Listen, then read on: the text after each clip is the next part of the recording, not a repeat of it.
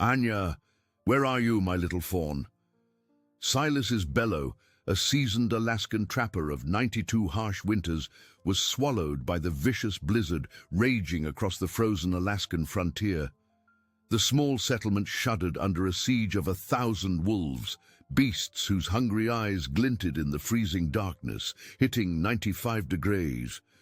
His only hope for his paralyzed granddaughter, the small sled, was gone. Silas, clutching his great-grandfather's hatchet in hands that shook but remained firm, set out toward the impossible. With every step, he felt the bite of the cold and the weight of utter loneliness. With every distant howl, a piece of his soul was shredded. He knew he had to find the sled. He had to find Anya. But when his eyes finally caught sight of the familiar silhouette in the snow, overturned and empty, what he discovered upon approaching would spin his world in a way he never imagined. Silas, his heart beating wildly off rhythm, dragged himself the last few yards to the sled. The wind moaned, and the cold seemed to freeze the last spark of hope. His calloused fingers trembled as they touched the icy wood. It was empty, completely empty. A silent scream tore through his throat, a deep lament.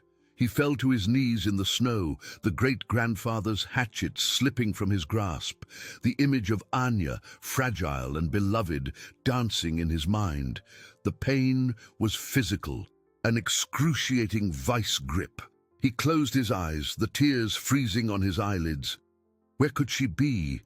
Had she been taken? The pack of wolves. The thought was unbearable. His shoulders slumped under overwhelming anguish. For a long moment, Silas remained there, a desolate figure in the vast, unforgiving white expanse of the Alaskan interior, the personification of despair. But then, something caught his attention. A tiny detail in the icy gloom. Right next to the overturned sled in the untouched snow, there were marks. They were not wolf tracks. They were small, uneven grooves, like something being dragged. Silas blinked, his aged mind struggling to process what he saw. He leaned down, breath held tight, and touched the tracks. They were the unmistakable marks of Anya dragging herself. Grooves made by her arms and torso, a pattern he knew so well from when she moved around the cabin. His heart, which had seemed to stop moments before, began to hammer in his chest with a renewed, different force. He looked around frantically, searching for any other sign. None, not a single wolf print in the same direction as Anya's tracks. The snow around the grooves was untouched, pristine as if no predator had come near her after she left. A crushing wave of hope, so powerful it nearly brought him down again, flooded Silas. This wasn't the horror he feared. It was proof that Anya, his small, brave granddaughter, with her own strength and resilience, had managed to escape on her own. She hadn't been taken. She had moved. She was alive. Collapsing into tears, not of sorrow, but of immense relief and pride, Silas felt the flame of hope ignite, bright and warm. In his frozen chest, the tears, now hot, streamed down his wrinkles, washing away the despair and leaving behind an unshakable determination. He stood up, his legs still shaky, but now with renewed purpose. His search was no longer for a rescue from imminent danger, but for a reunion with the embodiment of the purest human resilience. Anya was out there somewhere, fighting, and he, Silas, the trapper of 92 winters, would find her. He would follow every one of those small, brave tracks, no matter how faint they were, no matter how far they led him across the frozen expanse. His granddaughter was a warrior, and he would be her guide, her protector, until he had her back in his arms, safe and sound. With every step, the biting cold and the echo of the howls seemed to diminish, replaced by the silent melody of hope and unconditional love that propelled him forward. Silas, his heart vibrating with the discovery, stooped over Anya's tracks. Every groove in the snow was a promise, a thin thread of hope he clung to with all his might.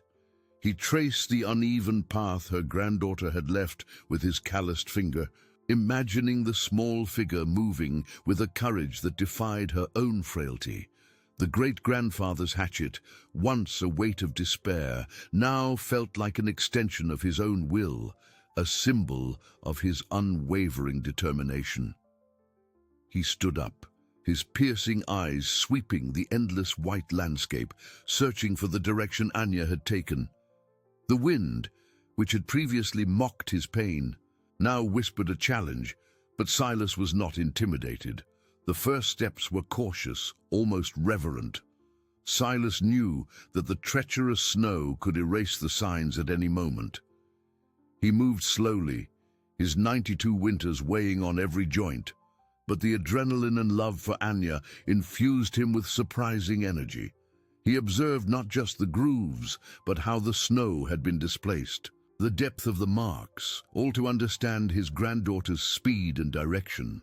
It was a silent reading, a conversation between the elder trapper and the trail of his beloved.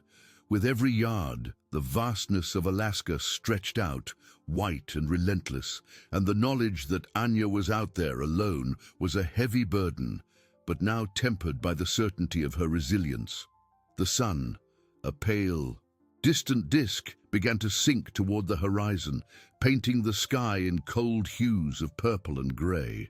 The temperature seemed to drop even further, and the icy air cut his lungs with every breath. Silas felt the familiar sting of the cold in his bones, a constant reminder of mortality.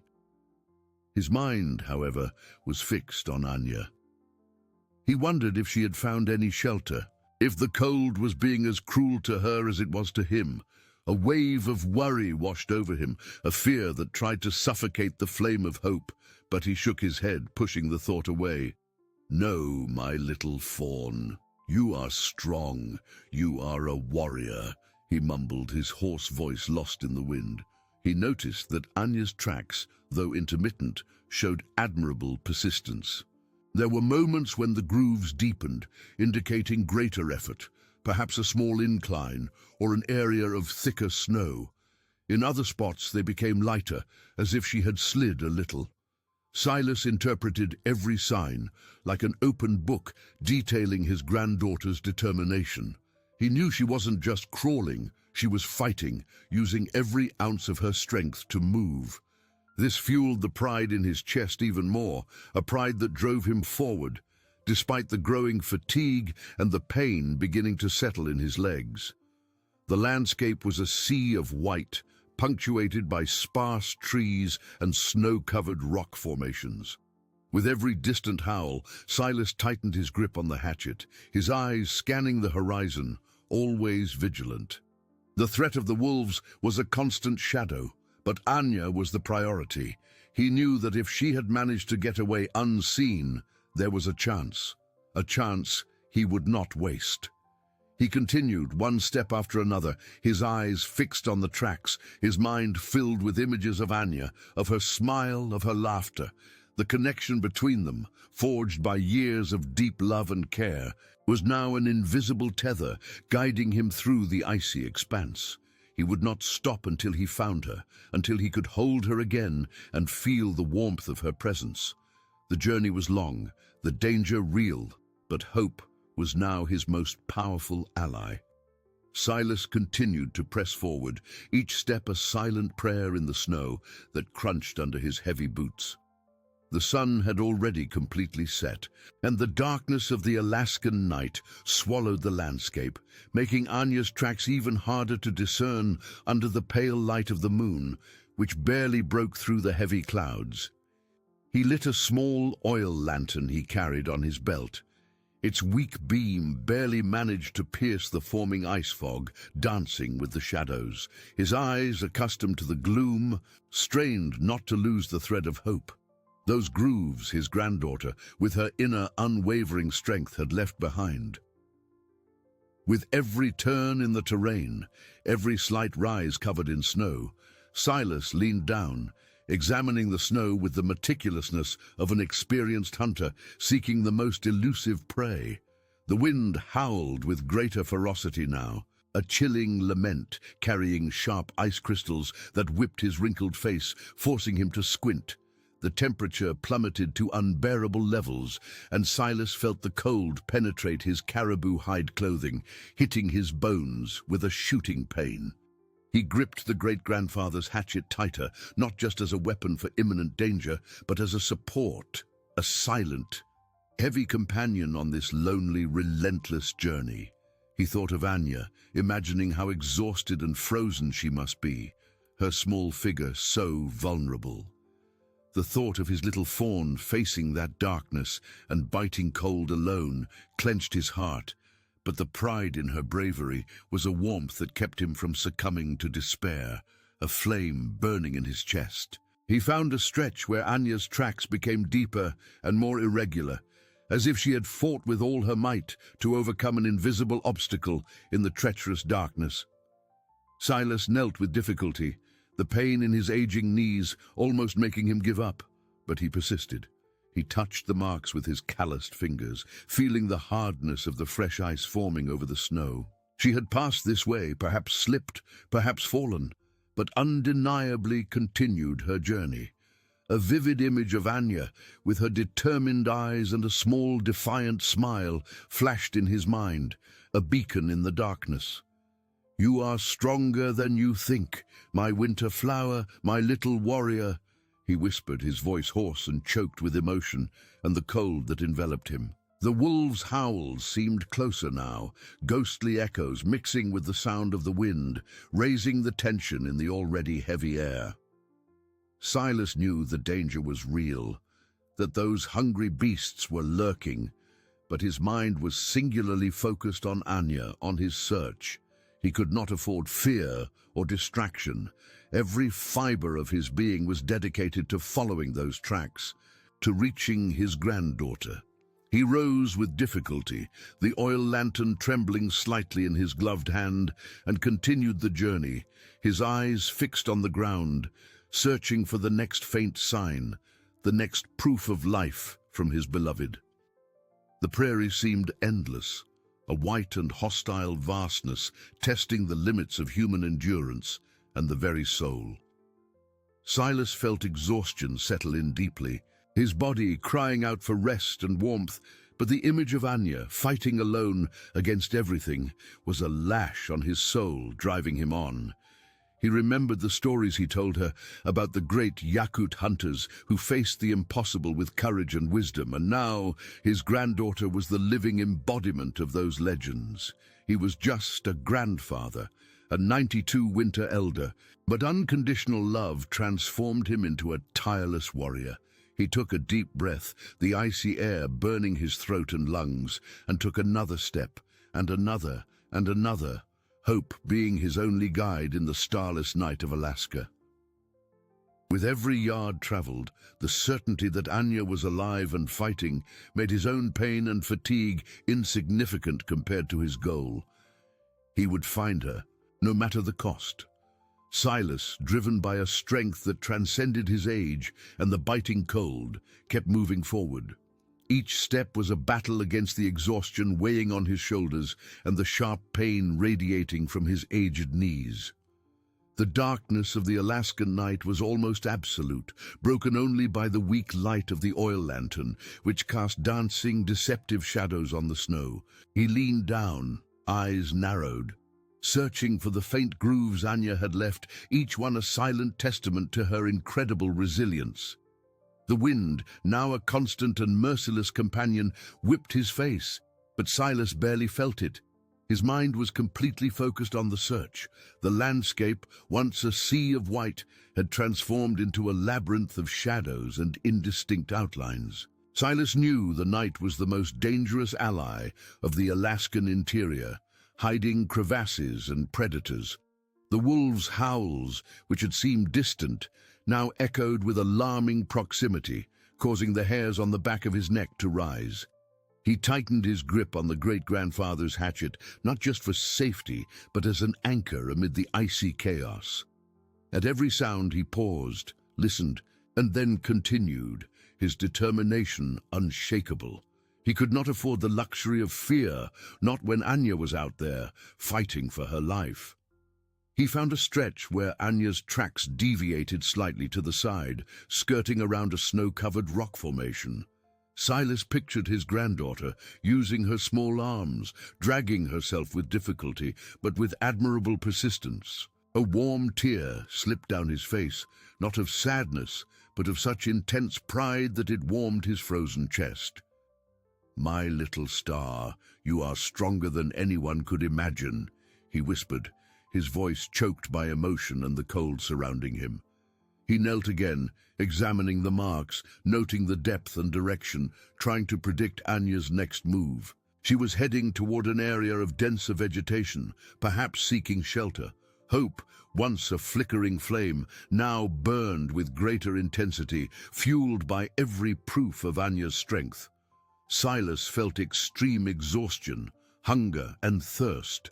But the image of his granddaughter, his little fawn, facing the impossible, was a balm to his soul.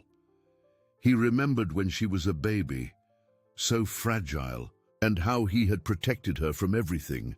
Now she was protecting herself, and he would find her. A grandfather's responsibility, unconditional love, was an engine driving him step by step through the icy night. He knew every fiber of his being was being tested, but he would not fail. Anya's tracks led him to a small depression in the terrain, where the wind was slightly less fierce. Silas stopped for a moment, panting, the vapor of his breath freezing in the air. He looked up at the dark sky, searching for the stars that refused to appear.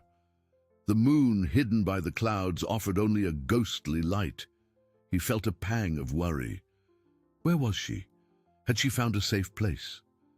The thought of Anya alone, trembling from cold and fear, was a torment compelling him forward. Despite his elderly body, he refused to yield. With a new breath, Silas continued, his eyes fixed on the ground. Anya's tracks became more spaced out, indicating she might be moving slower or that the snow was deeper. He imagined the effort she was making, the determination in her small eyes.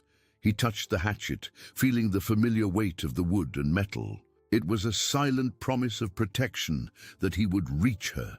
With every wolf howl, Silas responded with a tightening of the hatchet, a silent challenge. He was Silas, the trapper of 92 winters, and he would protect his granddaughter. No matter how vast the ice desert, no matter how merciless the cold, no matter how numerous the predators, he would find her. Suddenly, Anya's tracks ended abruptly. Silas blinked incredulous and knelt, the lantern shaking in his hand.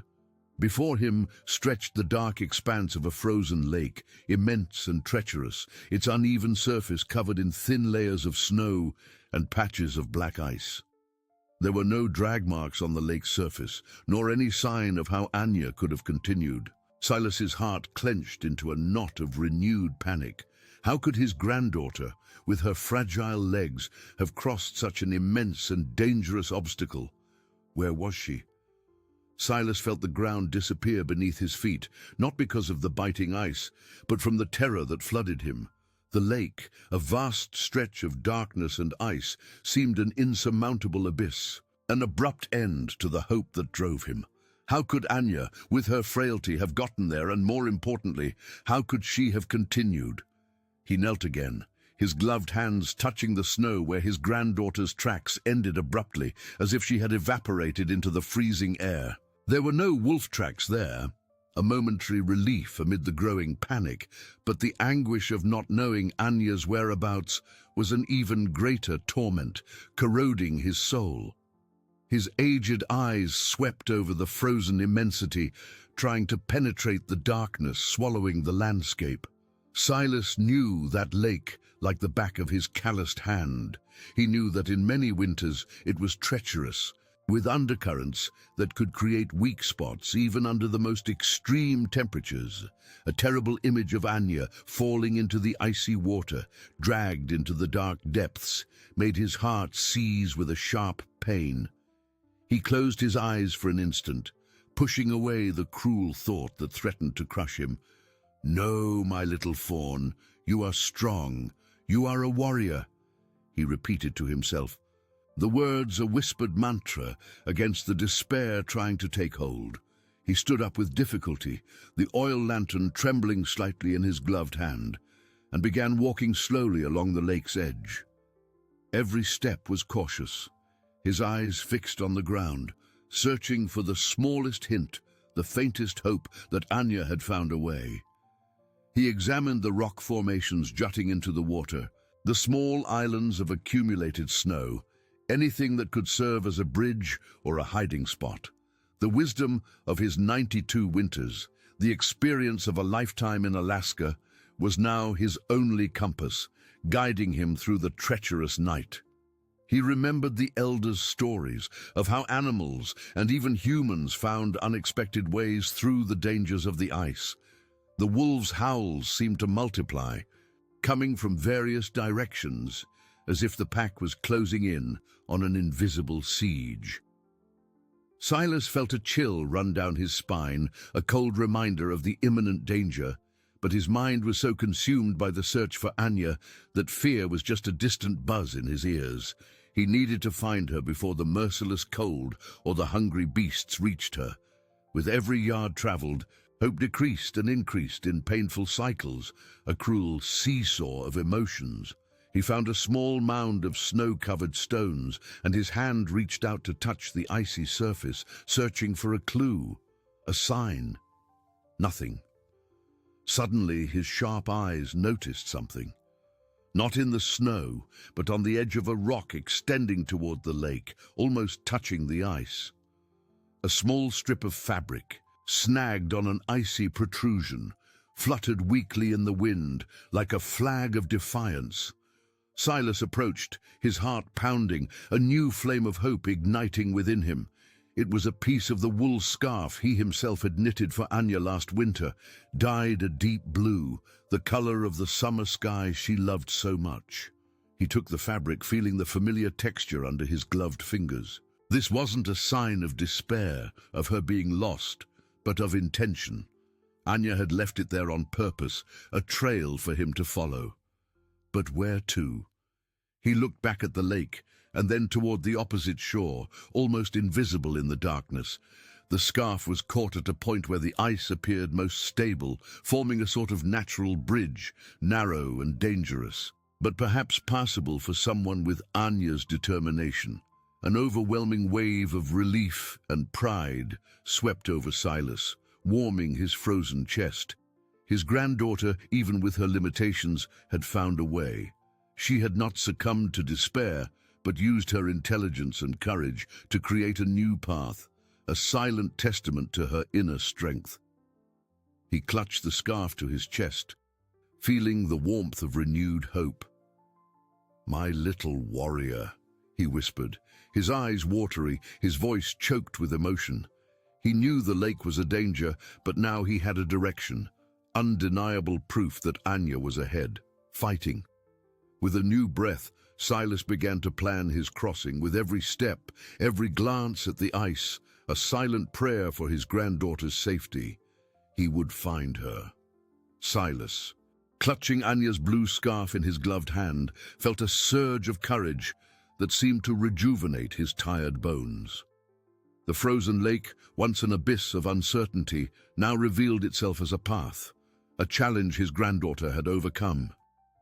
He remembered his father, a legendary hunter who once said that the ice of Alaska was an open book to those who knew how to read its secrets. Silas bent down with difficulty, examining the natural ice shelf Anya had used.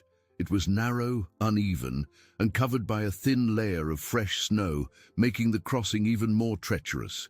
His experienced eyes noticed the nuances of the ice, the darker areas indicating greater density and safety, and the lighter patches where the ice was thinner and more dangerous. He tapped the surface with the tip of the great-grandfather's hatchet, testing its strength with a light blow.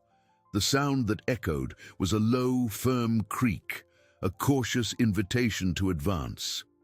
Silas took a deep breath, the icy air burning his lungs, and took the first step onto the improvised ice bridge, feeling the fragility of life in every movement. Every motion was deliberate, slow, and calculated. He distributed his body weight with the wisdom of someone who had walked on ice for nearly a century. His knees, which had previously groaned with sharp pain, now seemed to find an unexpected strength, fueled by the vivid image of Anya crawling with her small arms, her determination unshakable. He imagined the fear she must have felt, the courage she needed to muster to cross that dangerous stretch, and pride swelled in his chest, a warmth combating the biting cold penetrating his clothes.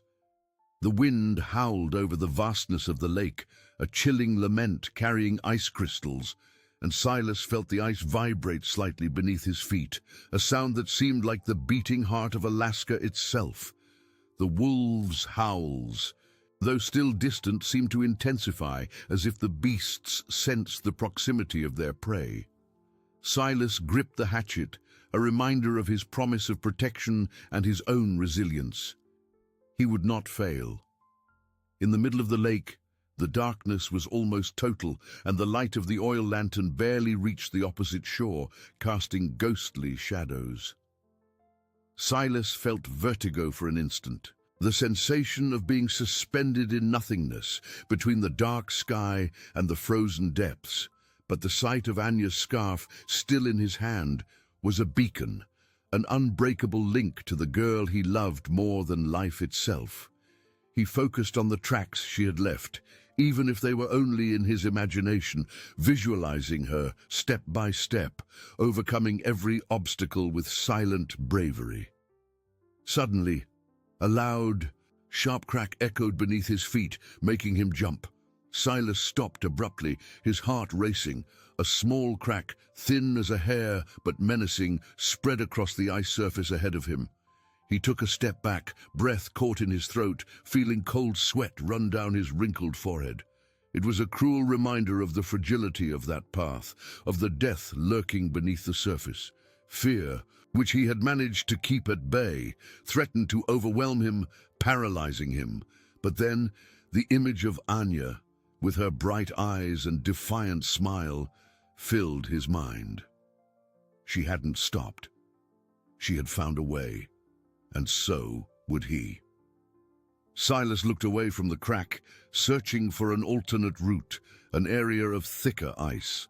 He remembered his grandfather's lessons, who said that in times of danger, a clear mind was the most powerful weapon, and faith in the human spirit the strongest armor. He moved with even greater caution, testing every inch of the ice before putting his weight down. With every step, the tension in his muscles increased, but his determination was even greater, a fire burning inside him. He was nearing the opposite shore. He could feel the promise of solid ground. The air seemed denser, the wind slightly less relentless, as if the environment itself recognized his struggle. Finally, after what seemed like an eternity of painful, calculated steps, Silas felt the unmistakable solidity of earth beneath his boots. He had reached the opposite bank of the lake. He collapsed to his knees in the snow, not from exhaustion, but from relief so profound that his legs could no longer support him. He kissed the icy snow, a silent prayer of gratitude and renewed hope. He had made it. The faint light of the lantern revealed new tracks in the snow, more spaced out and irregular than before, but unmistakable. Anya's marks, she had continued. Silas stood up, his body aching, but his soul renewed by this new proof of life. He didn't know what awaited him in the darkness ahead, but he knew he was one step closer to his little warrior. The night was still long, but hope was now a flame burning strong and steady in his chest, guiding him. He would find her. Silas stood up, his body aching, but his soul renewed by this new proof of life. He didn't know what awaited him in the darkness ahead, but he knew he was one step closer to his little warrior. The night was still long, but hope was now a flame burning strong and steady in his chest, guiding him. With Anya's scarf still clutched in his hand, he followed the faint tracks in the snow, which now led toward an area of gentle hills dotted with wind-twisted brush. With every mark, Silas felt a deep connection to his granddaughter. imagining the strength she employed to drag herself across that relentless terrain. He pictured Anya's small shoulders straining, her arms pulling her body, the determination in her eyes, even facing the icy vastness and the invisible threat of predators. The biting cold seemed to intensify, gnawing at Silas's exposed skin, but he barely noticed. His mind was on Anya, on every decision she had made, on every obstacle she had overcome. The tracks indicated she had tried to shelter under some denser bushes, her body marks forming a small depression in the snow. Silas knelt, touching the spot with his gloved hand, feeling the echo of his granddaughter's presence. A pang of tenderness and anguish struck him. Had she managed to rest? Was she hungry, thirsty? He pressed his lips together. The image of vulnerable Anya urged him onward. He stood up, the kerosene lantern casting a trembling circle of light, and noticed that Anya's tracks became more irregular, as if she were losing some of her strength, but still advancing. The wolves' howls grew closer, no longer a distant echo, but a menacing chorus that seemed to come from all directions. Silas stopped, the great-grandfather's hatchet raised, his eyes piercing the darkness. He knew he was in hunting territory, and that the hungry pack was closing in. The scent of snow and ice mingled with a subtle, wild odor, a silent warning of the beast's presence. He felt his heart pound, not from fear for himself, but for Anya's safety. He was a shield, a barrier between her and danger, and he would not hesitate to use his wisdom and his hatchet to protect her. He continued, his steps now more urgent, but still cautious. Every few yards he stopped, listened to the wind, the howls, and then proceeded, determination etched on his wrinkled face. Anya's tracks led him to a small, natural grotto, formed by rocks and covered with a thick layer of snow. Silas felt a shiver of hope and fear. Was this where she had taken refuge? He approached slowly, hatchet ready, breath held. The entrance to the grotto was narrow, barely allowing a man passage. He stooped down, the lantern light piercing the darkness. Inside, the snow was untouched. There were no signs of Anya. Silas's heart sank, but he quickly recovered. She was smart. She wouldn't hide in such an obvious place. He examined the ground around the grotto, and to his surprise, found a new set of tracks. They were not Anya's dragging marks, but small boot prints, like those of a child who had walked a short distance. Silas blinked, incredulous. Could it be? Had Anya managed to stand up even for a few steps? The idea was almost unbelievable. But the evidence was there, clear in the snow. A new wave of emotion washed over him, a mix of astonishment and pride. His granddaughter, little Anya, with her paralysis, had found a strength that defied all expectations. The marks were irregular, short, but they were there, pointing in an unexpected direction toward the top of the hill. Silas looked up the steep slope, covered in ice and snow. How had she done that? He felt a lump in his throat, his eyes wet with hot tears running down his icy face. "My little star, you are a miracle," he whispered, his voice choked. He knew the path would be even harder, but with every new testament to Anya's resilience, the flame of his own strength was renewed, propelling him forward toward the reunion with his extraordinary granddaughter. Silas, his heart pulsing a melody of pride and hope, lifted his eyes to the steep slope. The small boot prints, as unexpected as a ray of sun in the eternal winter, were a testament to Anya's strength. He knew that every step she took uphill had been a battle, a silent victory against the paralysis that confined her. The elder clutched the blue scarf to his chest, feeling the warmth of the fabric and the unbreakable bond with his granddaughter. The climb would be arduous for him, a man of 92 winters, but the image of Anya, his little fawn defying the impossible, was a more potent engine than any youth. He began the ascent, the great-grandfather's hatchet serving as support, burying it into the ice and snow with every move. His muscles, aged and tired, protested with every effort, but Silas's mind was clear, focused on the girl waiting for him. He remembered teaching Anya to observe the small details of nature, to read the signs of the wind and snow. Now she was using that wisdom in a way he never imagined, turning her vulnerability into a source of power. The wind whipped his face, carrying snowflakes that felt like icy needles. But Silas barely felt the pain. His attention was on the faint tracks, imagining Anya's difficulty every time she braced her foot, her small body fighting gravity and the slick ice. "You are a mountain, my little one," he whispered, the vapor of his breath mixing with the icy air. He allowed himself a smile, a rare gesture amidst the seriousness of the search. With every new sign of Anya's overcoming, a layer of his own fatigue seemed to fall away, replaced by renewed energy. He felt he wasn't just searching for his granddaughter. He was witnessing a miracle, a life lesson that only Alaska, with its unforgiving nature, could forge. The wolves' howls became sharper, closer, a constant reminder of the threat looming over them. Silas paused for an instant, hatchet raised, eyes scanning the darkness, but there was no time for fear. His priority was Anya. He found a spot where Anya's marks deviated slightly, skirting a rock covered by a thicker layer of ice. Silas imagined his granddaughter, with her intelligence, assessing the danger and choosing the safest, though longer, path. He touched the icy surface of the rock, feeling the cold Anya had also felt. A tear slipped down, not of sadness, but of a deep admiration. She was not just a helpless child, she was a strategist, a born survivor. The climb seemed endless. With every yard, the air grew thinner and the cold sharper. Silas felt the weight of his 92 winters in every bone, but the flame of hope in his chest was inextinguishable.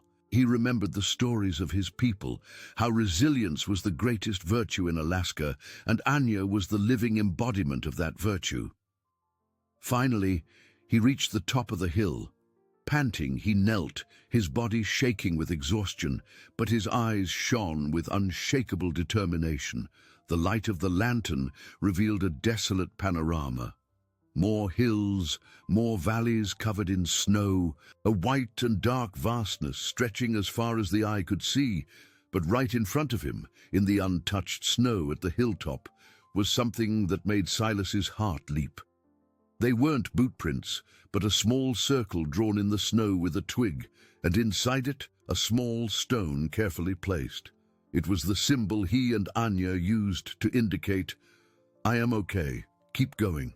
Silas felt a shiver run down his spine, not from the cold, but from an overwhelming emotion. Anya was alive, she was well, and she was leaving clues for him.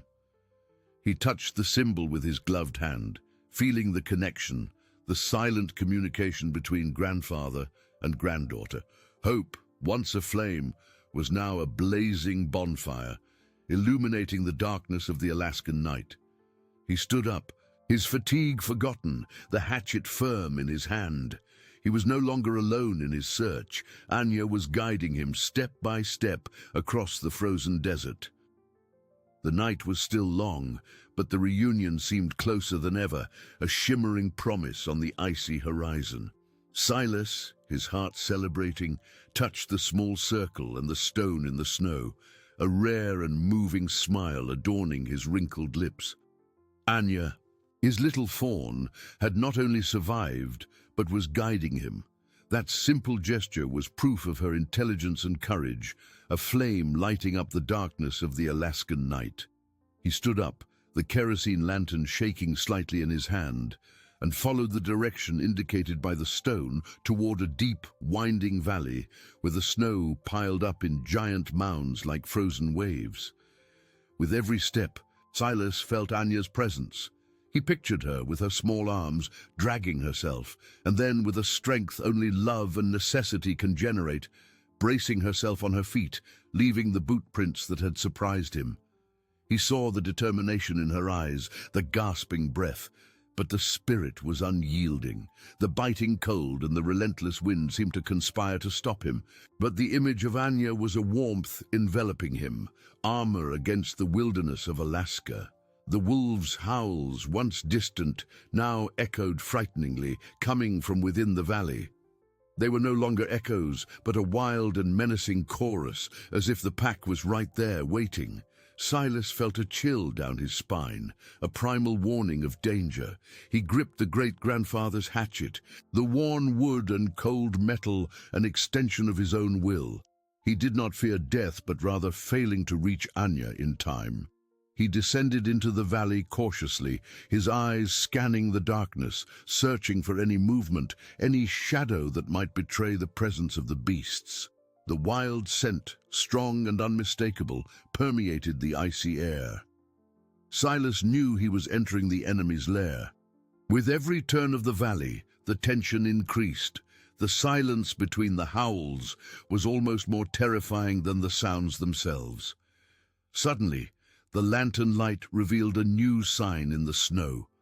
It wasn't a symbol, but a series of small tracks belonging to Anya, leading to a narrow fissure between two giant rocks. Beside the prints, a new circle, and inside it, a small owl feather, white as snow. Silas recognized the signal. Danger ahead, but there is a secret path. Anya was not only saving herself, but also alerting him. He approached the fissure, his heart pounding. The hatchet was ready. The air inside the fissure was even colder, and the smell of wolf was unbearable. Silas sensed the presence of dozens, perhaps hundreds, of beasts hidden in the shadows. He could hear their heavy breathing, their low growls, almost inaudible. It was a trap, but Anya had given him the key. With the wisdom of his 92 winters, Silas realized that the owl feather was not just a warning, but an indication. Snowy owls are masters at hiding and using their environment to their advantage. He looked up toward the walls of the fissure and noticed a narrow ledge, almost invisible, covered in snow. It was a path to climb, to pass over, avoiding the ground infested with beasts. He began to climb, his gloved fingers seeking purchase on the rock crevices, the hatchet secured to his belt. Every movement was a monumental effort, but the image of Anya, the courage of his granddaughter, propelled him. He could feel the wolves' eyes fixed on him, could hear their growls intensifying, but he did not look down. His faith in Anya was his guide, his strength. Midway through the climb, a wolf leaped from the shadows, its claws extended, its eyes gleaming in the dark. Silas reacted instinctively, twisting his body and using the hatchet to create a resounding clang against the rock, a sound that echoed through the fissure, startling the beast. The wolf recoiled, confused, and Silas continued climbing, adrenaline surging through his veins. He hadn't attacked the beast, only repelled it, showing he wasn't easy prey. He reached the top of the fissure, breathless, but victorious. Up there, in the untouched snow, were more of Anya's tracks, leading out of the valley toward a new stretch of icy plain. He looked back, toward the darkness of the valley, and saw hundreds of bright eyes in the gloom, watching him. The howls resumed, a cry of frustration. Silas had overcome the most immediate danger, guided by his granddaughter. The promise of reunion was now a palpable certainty. Silas, now on the plain, felt the cold air, but hope warmed his chest. Anya's tracks in the untouched snow were like a sacred map, each mark a syllable in a story of unspeakable courage. He moved with an energy that defied his 92 winters, his eyes fixed on the horizon, where the faint light of dawn began to tinge the sky in pale shades of purple and pink, announcing the end of the longest night of his life. With every step, the image of Anya became more vivid in his mind. Her small figure, dragging herself, then walking, overcoming every obstacle with a strength that only love and resilience could forge. He imagined the cold she had felt, the hunger gnawing at her, but he knew her spirit was stronger than any adversity. The tracks led him to an area where the landscape opened up to a vast plain, dotted with a few ancient pine trees, their canopies bent like silent guardians. The air there was denser, and the smell of wolves, though still present, seemed more dispersed, as if the beasts respected an invisible boundary. Silas felt momentary relief, but kept the hatchet firm, his vigilance unshakable. He knew Alaska never let its guard down. As he approached the trees, he noticed something different. Anya's tracks did not lead into the woods, but toward a small clearing where the snow was strangely clean, as if swept away by something. In the center, there was a mound of snow, and emerging from it, a small fur hat, the same one Anya always wore. Silas stopped, his heart racing. He approached slowly, breath held tight, and with his trembling hand brushed the snow away from the mound. There she was, Anya. She wasn't lying down, but sitting, leaning against the trunk of a pine tree, wrapped in her thick coat, her eyes closed in a deep yet peaceful sleep. Beside her, a small fire crackled weakly, fed by dry branches, and smoke spiraled thinly upward, dissipating into the icy air. Silas collapsed to his knees, not from fatigue, but from relief so immense his legs could no longer hold him. Hot tears streamed down his wrinkled face, mixing with the vapor of his breath. He reached out and touched his granddaughter's cold cheek, feeling the soft skin under his fingers. She was alive, she was safe, and she had made a fire. Anya slowly opened her eyes, blinking against the faint light of Silas's lantern. A sleepy, pure smile illuminated her face. "Grandpa Silas," she whispered, her voice weak but full of love. Silas embraced her, a tight hug full of gratitude, feeling the warmth of her small body against his. He lifted her into his arms, feeling her light and fragile, but simultaneously the embodiment of strength. The wolves, which had seemed an omnipresent threat, were now just a distant echo. Anya's fire, however small, had created a barrier, a refuge of warmth and light that the beasts, by their cautious nature, avoided. Silas looked at the fire, at Anya's sleeping face in his arms, and felt a deep peace. The search was over. The reunion, the promise of life, had been fulfilled. He was there with his granddaughter in the heart of Alaska, and together they had overcome the impossible. The journey wasn't over yet, but the greatest conflict, the fear of loss, was finally resolved. The flame of hope in his chest was now a sun, warming not just him, but the entire world around him. Silas remained there, kneeling, with Anya nestled in his arms, his face lined by time and tears of relief. He smelled the smoke and pine emanating from his granddaughter's small fire, an aroma of life and victory against the icy expanse. Anya, still sleepy, snuggled closer to him, a gesture of trust that melted the old man's heart. "Grandpa," she murmured, her voice a thread of melody, "I knew you would come." Silas kissed the top of her head, feeling the softness of her hair. "My little star, you are the bravest of all. How did you manage all this?" Anya, with a small smile, pointed to the fire. "I remembered your stories, Grandpa. You said fire is a friend in the dark, and that owls teach us to be smart." She paused, her eyes shining with a wisdom that surpassed her age. "And I saw the wolf tracks. They don't like fire." Silas felt a pride so great it seemed to overflow from his chest.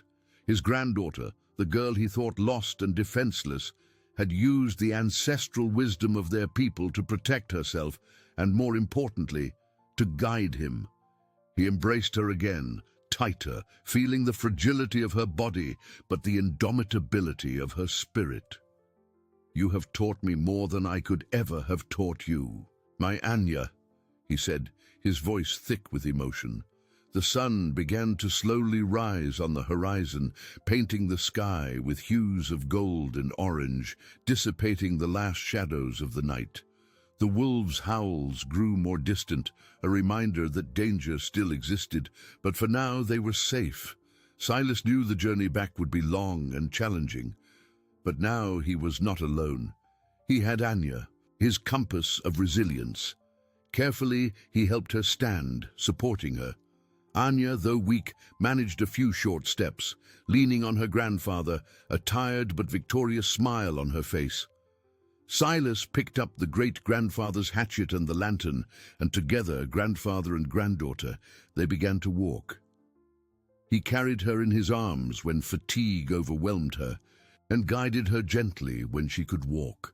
With every step, Silas told stories of his youth, of hunts and harsh winters, but always with a message of hope and perseverance. Anya, in turn, described how she had crawled, how she had used the bushes for cover, and how she had found the dry branches for the fire. The exchange of stories was a balm to their souls, strengthening the bond that united them. Hours passed, and the settlement finally appeared on the horizon, a smudge of light and smoke amidst the white vastness. Silas felt a wave of emotion upon seeing the small cabins, the home they had fought so hard to reach. The villagers, who had spent the night in vigil and prayer, spotted Silas's small silhouette carrying Anya. A cry of joy and relief echoed through the cold air. They ran to meet them, their faces etched with worry, now illuminated by hope. Silas, with Anya in his arms, was received like a hero. But he knew the true heroism lay with the little girl who had defied the impossible. Anya was wrapped in warm blankets and taken to the coziest cabin, where she was fed and cared for. Silas, exhausted but with his heart overflowing with gratitude, sat beside her, holding her hand. The village was safe, the wolves had retreated, and life in Alaska would continue. That night, under the glittering stars of Alaska, Silas looked at Anya, sleeping and safe.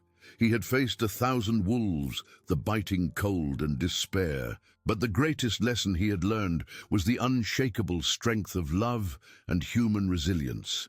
Anya, his little fawn, had become the living embodiment of hope, a beacon of light in the darkness of eternal winter, proving that even in the most merciless conditions, the human spirit always finds a way to flourish. Silas, with Anya asleep, felt the warmth of a new era dawning over the village. The night of terror transformed into living legend, a testament to the courage in fragile hearts and the wisdom of the ancients. In the days that followed, the cabin of Silas and Anya became a sanctuary of reunion and healing. Village healers, with herbs and ancestral chants, cared for Anya as she recovered from the cold. Her eyes, once distant, now radiated renewed light, inspiring everyone. The community, bowed by the fear of the wolves, found inexhaustible strength in Anya and Silas. Women knitted warm clothes and prepared nutritious broths in a collective gesture of solidarity. Men reinforced the palisades, hunted with renewed determination, and shared stories of Silas's bravery, turning the elder into an icon of resilience. Silas, sitting beside Anya, watched the vibrancy of the village, seeing human connection flourish, stronger than the ice, more resistant than the wind.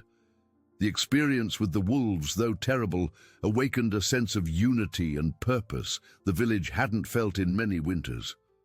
Over time, Anya began to move with more freedom.